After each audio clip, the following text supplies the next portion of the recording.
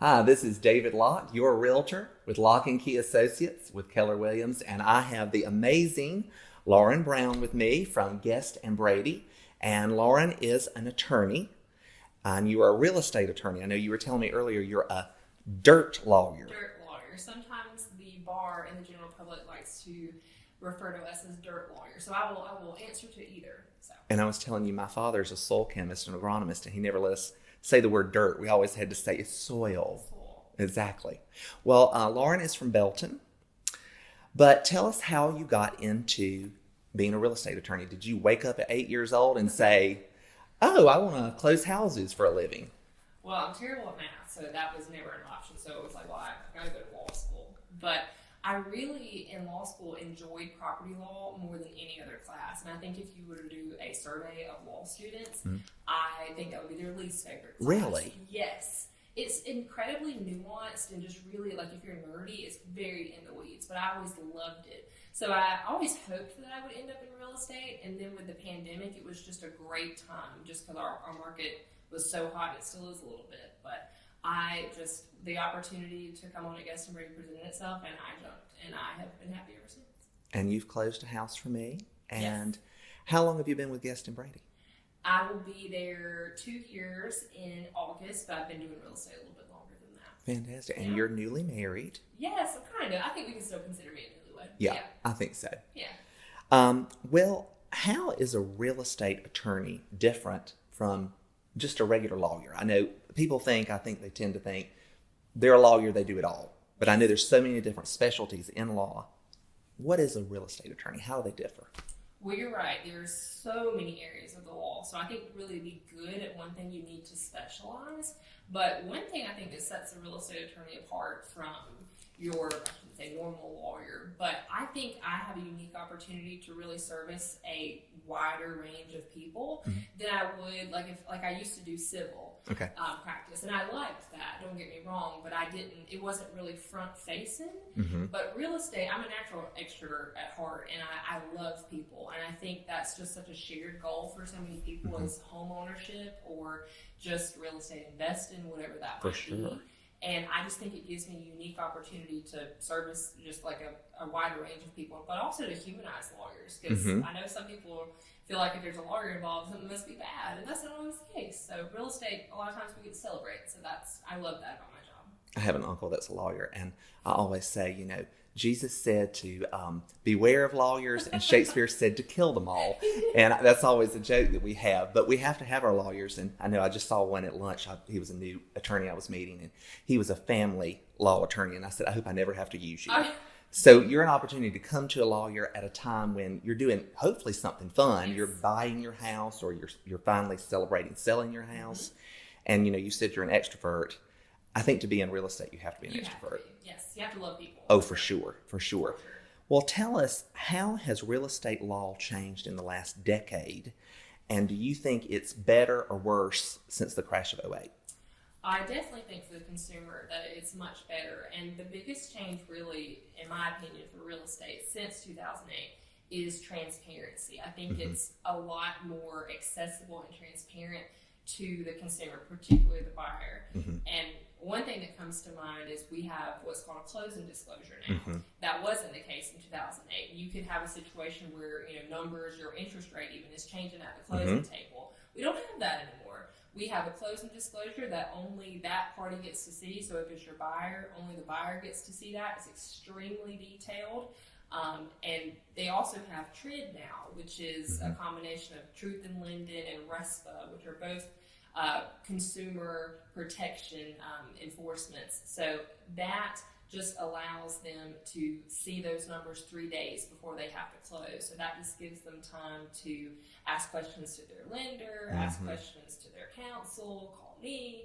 But it just gives them a lot more opportunity to review and be in the know. And it's just a much more transparent process, I think. I know all those are questions on the real estate exam. Yes. And so much of it's like the truth in lending, even where credit cards are concerned, because so many people, the consumer, they didn't know what was going on. So, and then they bought houses they couldn't afford because they didn't know what their payment was going to be. Exactly right.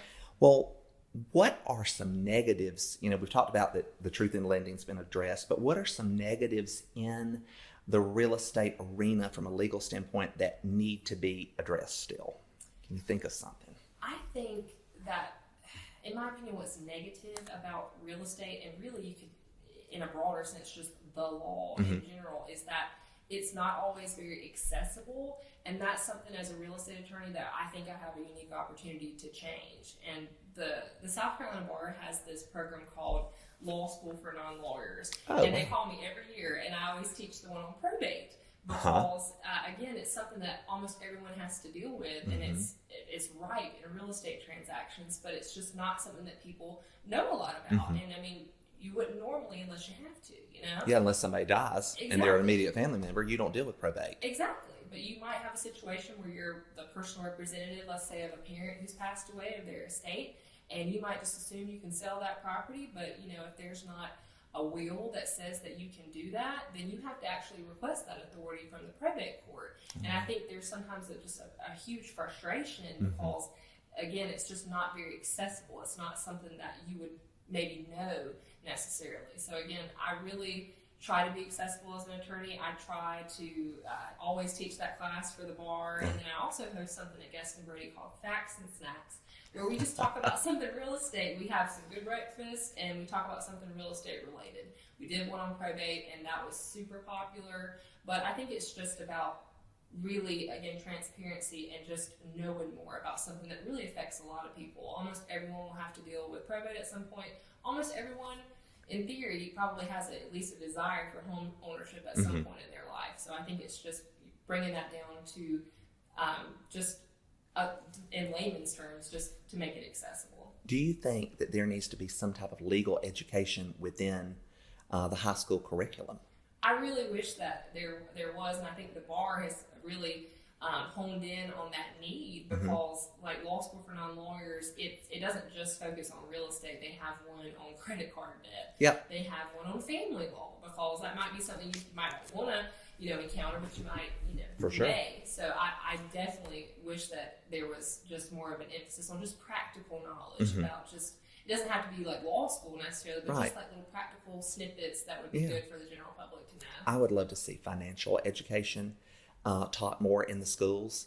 Now, of course, you get that in college, depending on what major you go into. But people need to know, well, what does the word probate even mean, Yes. or what does a family lawyer do? That's who's going to help you if you divorce, because half of marriages end in divorce. So there needs to be some type of baseline education for law. So we talked about the disclosures that are the positives that have developed, but what are some additional positives in real estate law that you're seeing now in the state or in the nation? Well, I think a positive in South Carolina specifically, and I may be a little biased, but we are an attorney state, and we are in the minority of states. There's not a lot of attorney states, but what that means is that an attorney has to preside over a real estate transaction. So the buying and selling of real property, that has to be handled by an attorney. And the reason that I'm a proponent of that, not only just because I am a real estate attorney in South Carolina, is because, this is, in most cases, the most expensive, important asset that someone will own in their lifetime, right?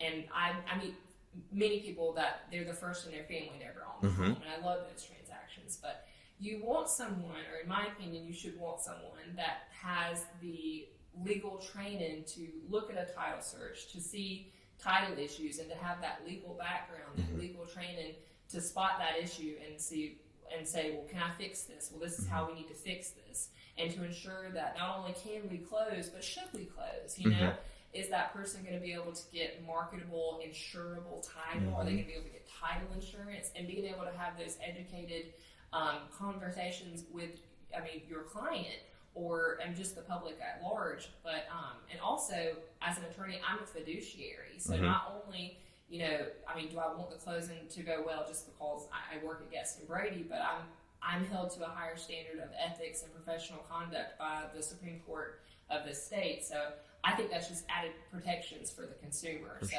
You should feel good about buying a piece of property or selling a piece of property, certainly in South Carolina, in my opinion. I think so too. And a realtor, we're also fiduciaries as well. We have to act in interest of our clients as well. And I know I was talking with a client I work with a lot of people who are out of state and they're relocating here to Anderson and to the upstate, which is wonderful. They're realizing that our area is a jewel in the nation. Yes.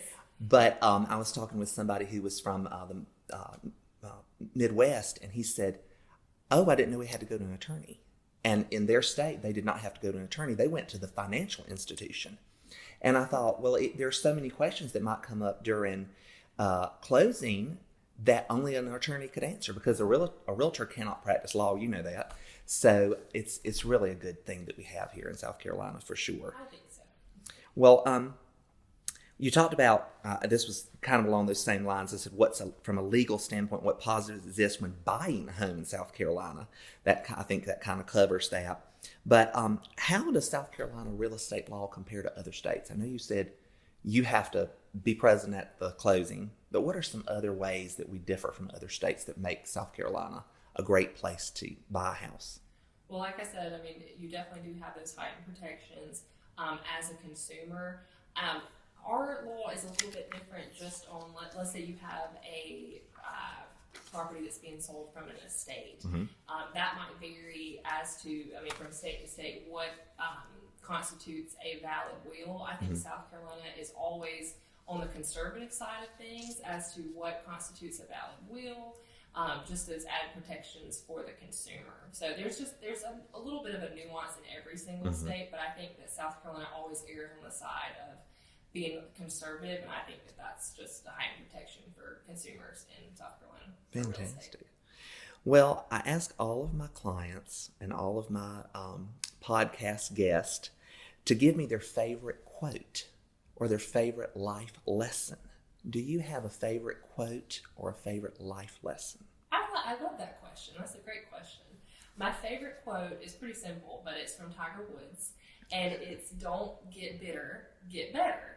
And I love that because I'm actually taking golf lessons right now. So I have to tell myself that every time I'm on the golf course, especially if you've seen my swing. But I love that though, because it's so true. It's like we can either, lean into that bitterness and just take the easy way out, or it's like I can take that as a challenge to myself to just get better and to advance. And I think that goes along with just a life lesson that I've learned in adulthood that I'm still learning every day. And that's just that consistency is key.